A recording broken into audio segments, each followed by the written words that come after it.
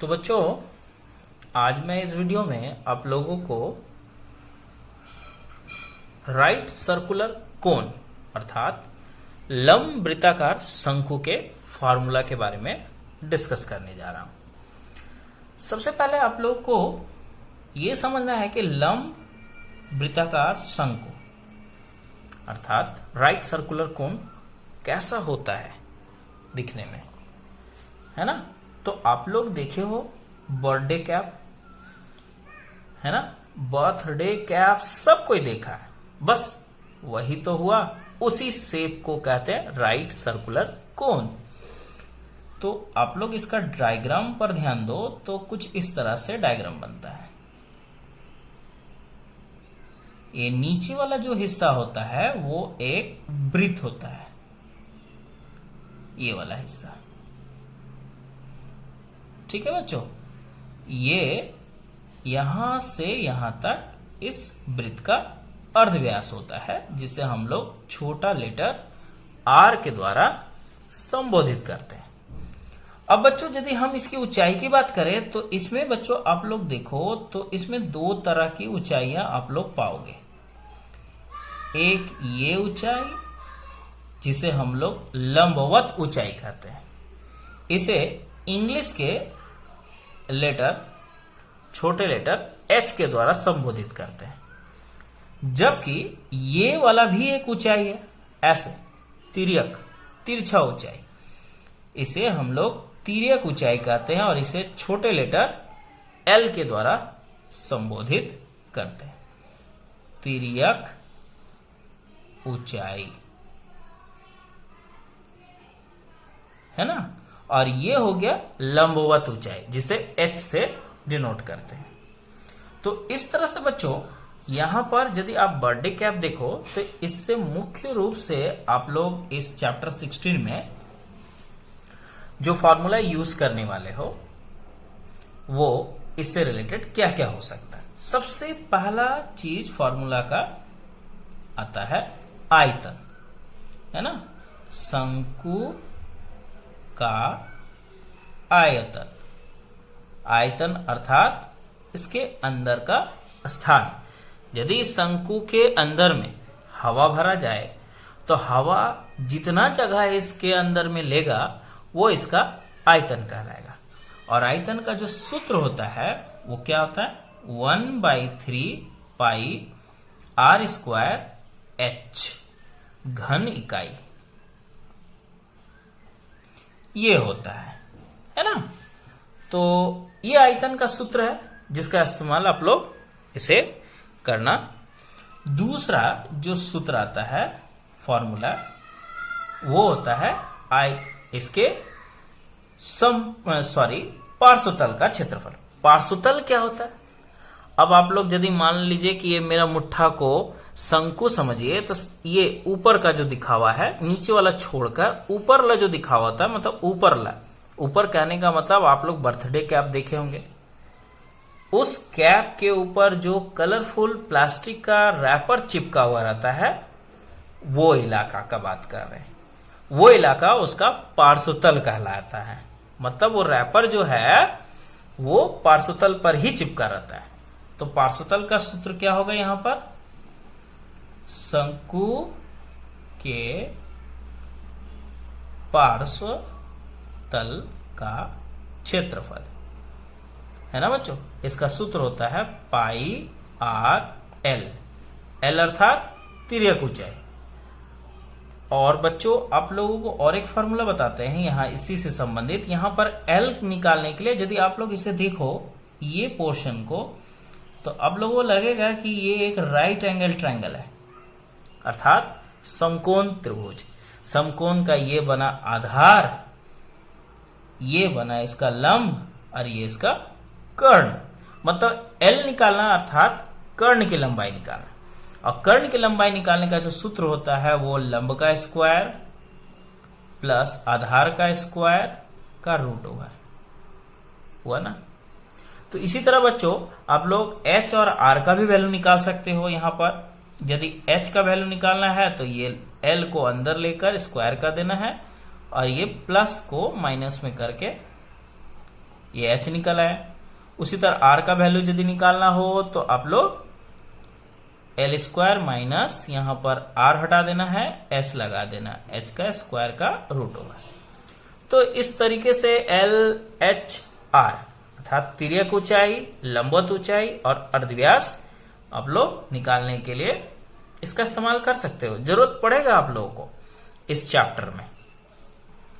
अब आते हैं बच्चों इसके संपूर्ण तल का क्षेत्रफल, है ना। शंकु के संपूर्ण तल का क्षेत्रफल। अभी संपूर्ण तल का क्षेत्रफल क्या होता है? तो बच्चों आप लोग बर्थडे कैप का जो हिस्सा, जिस हिस्से में कलरफुल पेपर चिपकाया जाता है वो उसका पार्श्वतल हुआ, और नीचे वाला जो हिस्सा होता है बच्चों, यदि वो पार्श्वतल में ये नीचे वाला हिस्सा जोड़ दिया जाए तो संपूर्ण तल बन जाता है। अर्थात पार्श्वतल पाई आर एल प्लस नीचे वाला यदि देखिए तो नीचे वाला एक्चुअली ये इस तरह से नहीं है, ये गोल होता है, ये गोल, और इसका क्षेत्रफल शामिल करना होता है। तो ये क्या है? एक वृत्त है। वृत्त का क्षेत्रफल का सूत्र होता है पाई आर स्क्वायर। तो इस तरह से बच्चों संपूर्ण तल का क्षेत्रफल कुछ ये हुआ। अब इसी को यदि आप लोग ऐसे लिख दो कि इसमें पाई जो है और आर वो कॉमन है, वो बाहर निकाल लीजिए, और अंदर में क्या बचा? एल प्लस ये एक और आर बचा हुआ है, ये वर्ग इकाई, ये भी वर्ग इकाई होगा, है ना बच्चों। तो इस तरह से आप लोगों को फॉर्मूला से परिचय हम करवा दिए। यही फॉर्मूला आप लोग यूज करना संपूर्ण तल का क्षेत्रफल निकालने के लिए। अब आते हैं सवाल नंबर 1 पर। चलिए आप लोग को सवाल पहले दिखाते हैं। देखिए क्या है सवाल। एक लंबवृत्ताकार शंकु तैयार किए हैं जिसका आधार का अर्धव्यास 15 सेंटीमीटर एवं तिर्यक ऊंचाई 24 सेंटीमीटर है। अब शंकु के पार्श्वतल का क्षेत्रफल और संपूर्ण तल का क्षेत्रफल ज्ञात कीजिए। तो यहां पर सवाल के अनुसार मैं यहां पर सवाल बना देता हूं बच्चों। सवाल के अनुसार चित्र बनाता हूं।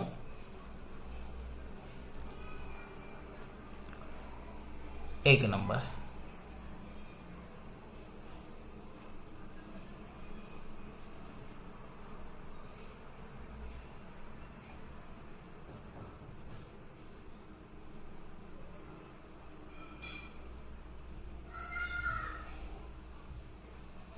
तो ये रहा शंकु। अब इसमें क्वेश्चन के अकॉर्डिंग इसका अर्धव्यास 15 सेंटीमीटर है, मतलब ये हिस्सा 15 सेंटीमीटर थे अर्धव्यास, अर्थात आर का मान मिल चुका। और तो और तिर्यक ऊंचाई 24 सेंटीमीटर है। ये तिर्यक ऊंचाई ये 24 सेंटीमीटर है, अर्थात ये किसका मान है? एल का मान है, तिर्यक ऊंचाई। अब हमसे पूछा जा रहा है सवाल में कि पार्श्वतल का क्षेत्रफल और संपूर्ण तल का क्षेत्रफल। पार्श्व तल का क्षेत्रफल, है ना, और दूसरा क्या पूछा जा रहा है? संपूर्ण तल का क्षेत्रफल।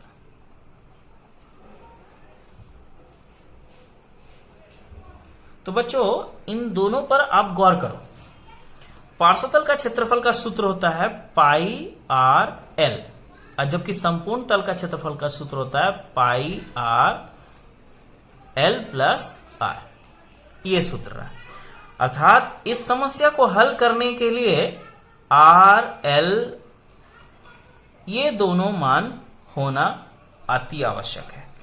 तो इस प्रश्न में आर का मान जो है वो 15 सेंटीमीटर है, जबकि एल का मान जो है वो 24 सेंटीमीटर है।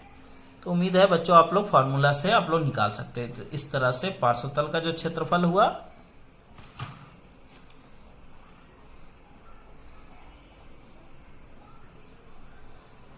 क्या फॉर्मूला? पाई, पाई अर्थात 22/7 गुने आर, आर अर्थात 15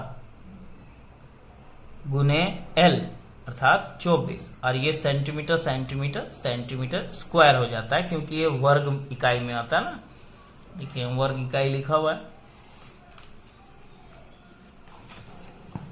अब इसे आप लोग सॉल्व करो तो इसे तो काट छाट तो सकते नहीं है, कटने वाला तो है नहीं कोई भी, तो सिंपली आप लोगों को इसे मल्टीप्लाई करना है। 22 को आप लोगों को मल्टीप्लाई किससे करना है? 15 से, और उसके बाद जो आएगा वो 24 से मल्टीप्लाई कर देना है, अर्थात 7920 बटा 7। अब ये सेंटीमीटर स्क्वायर। अब बच्चों आप लोग आंसर सीट में देख लीजिएगा कि इसमें आंसर जो है वो पूर्णांक करके दिया हुआ है या दशमलव में दिया हुआ है ना। पूर्णांक में होगा तो पूर्णांक में बदल दीजिए, और दशमलव में होगा तो दशमलव में बदल देना है। तो दशमलव में बदल के, है ना, आप लोग आंसर किसी भी टाइप से लिख सकते हो। तो इसमें बच्चों आप लोग पूर्णांक में बदल दो या दशमलव में बदल दो, है ना। मैं अभी आंसर पीछे देखा तो मैंने पाया कि आंसर बिल्कुल नहीं आ रहा है, तो इससे पता चलता है कि आंसर दिया गया आंसर वो रॉन्ग है ना। यही आपको पूर्णांक में बदल देना है, जो आंसर आएगा वही आंसर होगा। अब संपूर्ण तल का जो क्षेत्रफल निकालने हैं आपको,